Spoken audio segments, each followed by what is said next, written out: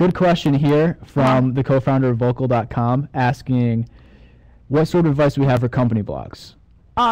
That's interesting because I think it's safe to say our company blog sucks, right? Our company blog actually does suck, but I do think I have good advice for them. I was just debating with Ryan Healy about this earlier today. And because I know what Vokle.com does, because it's the service we're using right now, I think the best thing for Vokle to do Oh my God, I didn't know that. It is, actually. What you guys need to do is you need to prove that you are a leader, a thought leader in your industry, because there's a lot of services out there doing, webinar software. What you guys need to do is a blog about how people can do successful webinars, and get some people on there that have done successful webinars, do interviews with them, give advice, and prove to the people that are coming to use your site that you know what you're talking about. I actually feel like people are most scared to have opinions. We talk about this a lot. Here at Brazen Careerist, when we're not talking about Vokle and how grateful we are that they're around for us to use them, we're talking about how so many bloggers blog, but they won't say what their opinions are. To stand out anywhere, not just in blogging, but like at your company or in the startup world or anywhere, if you won't have opinions. Like, I think especially for people in their 20s, you're never the vice president of technology running the show at a Fortune 500 company. You just end up at a meeting where people say, well, what does everyone think of X? And if you're comfortable spouting out opinions, and it's okay if you're wrong in front of everyone, you're going to stand out much more wherever you are. And so blogging's like just practice spouting opinions and being wrong. And if you're scared to be wrong, just go to blogs where people are wrong all the time and look at the comments where they're getting trashed. People live through it. Just be brave enough to be wrong.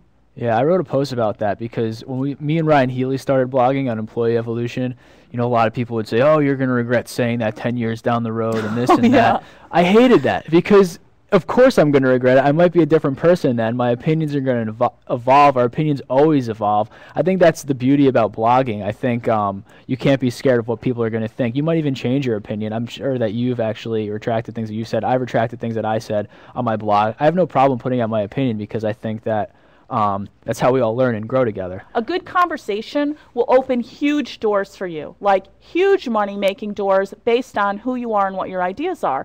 And making money off your blog, it's just going to be like, what, $1,000 a month, even if it's that. I mean, it's not going to change your life. It's not going to open up any doors. It's just going to make you connected to SEO losers who don't sleep at night and are trying to do things in China with guitar lessons, So I think the good conversation is important. Should certain opinions be rephrased in a way to sound neutral to avoid offending anyone? Okay, No. You're asking the wrong audience here. Why would you ever want to sound neutral? No way. Always have an opinion. I mean, what? Because you have to be you. That's really important. And people who are offended because you're you are actually offended by something else. Because how could you being you actually be offensive? Right. It's not reality. The reality is people who are offended by you being you are offended by something else. Like, great example is my McDonald's post. I posted about how the rodeo was misogynist and McDonald's sponsored it and they shouldn't do that. The people who are upset that I had that opinion are people who do rodeos because they don't want to hear that rodeos are misogynist. But like, newsflash, they're misogynist. So I'm not offensive. They're just upset that they're hearing that news. So I think as long, and what if I had been wrong? What if I wasn't, by the way, but what if I had been wrong and I offended people and I was wrong? It's okay because who I am is sometimes I'm wrong. So Stanley, whether or not you're a boy or girl, we still don't know. It's okay. Oh, it's okay. We might be wrong on that. It's okay. Yeah, it's okay to be wrong. It's really important to just be okay saying opinions and be okay if sometimes you're wrong. That's part of life. It's part of being who you are. That's so important. So yes, Jay comments Jay's a lot. Another one of your buddies. He is. How do you know that? Because he's always on your group on the site. It's totally creepy that Ryan knows everything going on in my group. I'm like a hawk. It's very weird. Okay. I got to keep an eye on you and make sure you're not doing anything messed up. Posting anything CNN worthy. Right. Okay. Jay says, I sometimes find it difficult to keep a conversation going. I do too. That's the exact reason I didn't want to invite people to this webinar, because I thought, what if Ryan and I can't keep talking? I mean, Ryan has really good social skills, but I do not. And also, the guy who's doing our webinar now, Andrew, actually has very good social skills, but I'm not sure he could come up to bat if I had to leave because I had nothing to say. So I think that, I don't know, that isn't this like part of being human, is that we're finding it difficult to keep conversations going?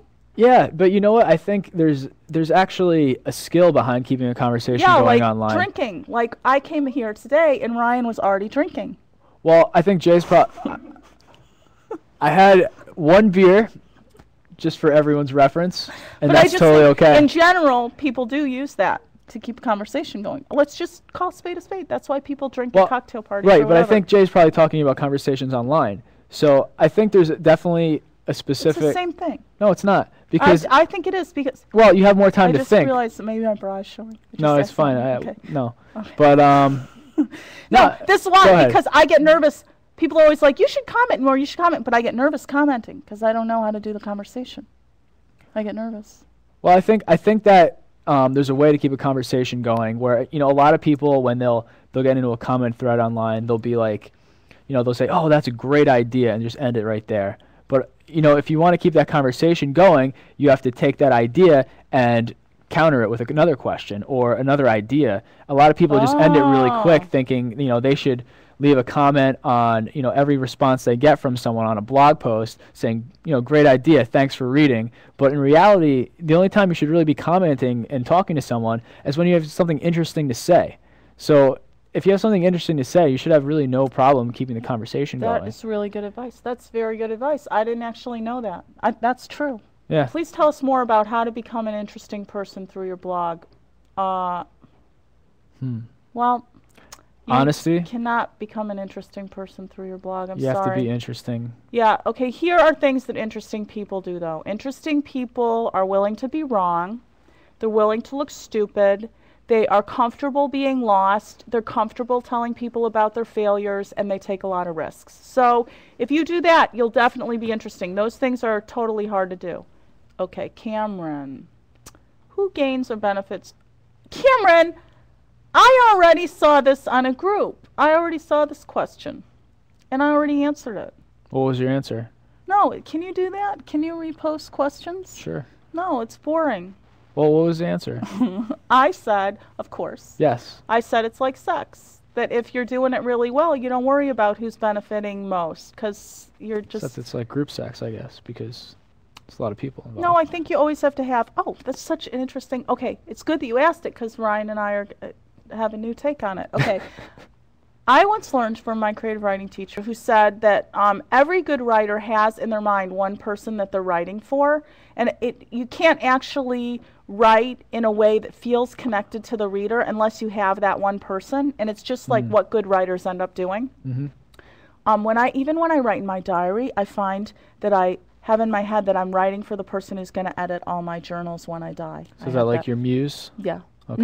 No, but when I write for my blog, well, I have an editor, so I write for my editor. But I think you always do have one person that you write for, even if it's subconscious. You have that person. Can that person be yourself, or does it have to be someone else? No, then you're masturbating. It's not that fun. No. Right. I think this is a great example because, look, I got to tell you guys, it's really because the CEO is going to fucking kick our asses if we do not get people to sign up for Bracing Careers with these webinars. So Ryan and I really are focused on getting people to sign up, but we know if we talk about that all the time, we'll look like douches, like Ross is saying. So this is actually a really good example. So we did one little thing, we made you sign up, and then the rest is just us giving you guys whatever you want.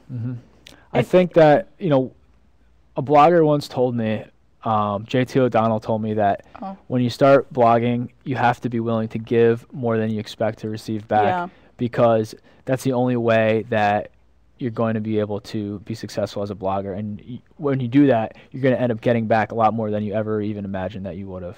That is so true. So you should just be looking all the time for what you have that you can give to people. And I still do that. I'm always looking for that. I just think that's how you should do your whole life.